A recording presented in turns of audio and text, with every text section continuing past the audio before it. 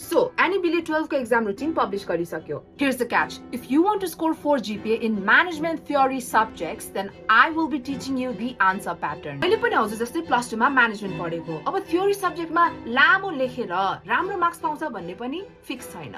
त्यही भएर आज म हजुरहरुलाई यस्तो खालको प्याटर्न सिकाउँछु जहाँ चाहिँ हजुरहरुले श्योर शट राम्रो मार्क्स पाउनुहुन्छ. ग्रुप 1 मा हजुरले 1 मार्क्स को क्वेशन आन्सर गर्दै हुनुहुन्छ भने यदि तपाईलाई डेफिनिसन सोधेको छ भने 1 सेन्टेन्समा डेफिनिसन लेखेर एक्जाम्पल पनि दिनुहोस्.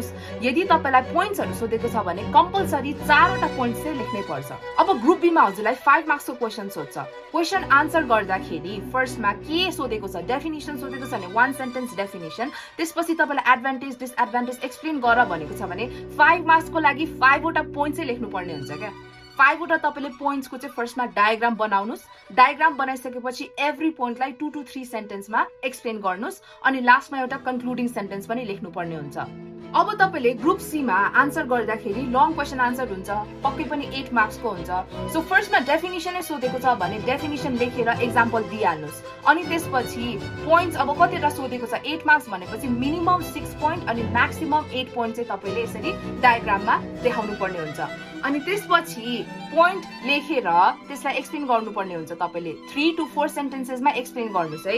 एक्सप्लेन गर्दै गर्दै गएपछि लास्टमा एउटा कन्क्लुडिङ सेन्टेन्स पनि चाहिन्छ. थ्योरी सब्जेक्ट भनेपछि हामीले मजाले एक्सप्लेन त गर्नै पर्छ, तर टाइम कसरी म्यानेज गर्ने भन्दाखेरि सुरुमा हजुरले ओल्ड इज गोल्डबाट अहिलेदेखि नै टाइमर राखेर प्र्याक्टिस गर्न थाल्नुहोस्. अब अर्को प्रो टिप भनेको चाहिँ एक्जाम टाइममा तपाईले ग्रुप ए, ग्रुप बी र ग्रुप सी लाई सल्भ गर्दै हुनुहुन्छ भने ग्रुप ए लाई सकेसम्म 11 वटा क्वेशन छ भनेपछि तपाईले 15 मिनेट्स भित्र त सकाइहाल्नु पर्यो नि त त्यसलाई.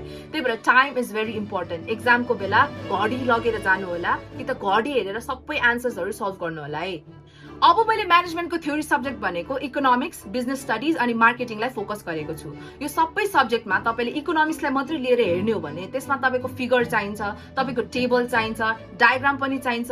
यो सबै कसरी म्यानेज गर्ने त त्यसको लागि time management is very important. त्यही भएर ओल्ड इज गोल्डबाट प्र्याक्टिस गर्दाखेरि यसरी एक्जामको जुन यो हुन्छ नि एक्जामको यस्तो खालको पेपरमा तपाईले टाइमर राखेर प्र्याक्टिस गर्नु नै पर्ने हुन्छ. हाम्रो तर्फबाट हजुरहरुलाई अल द बेस्ट. यस्तै रिजन टिप्सहरु चाहिएको छ भने do let us know in the comments below.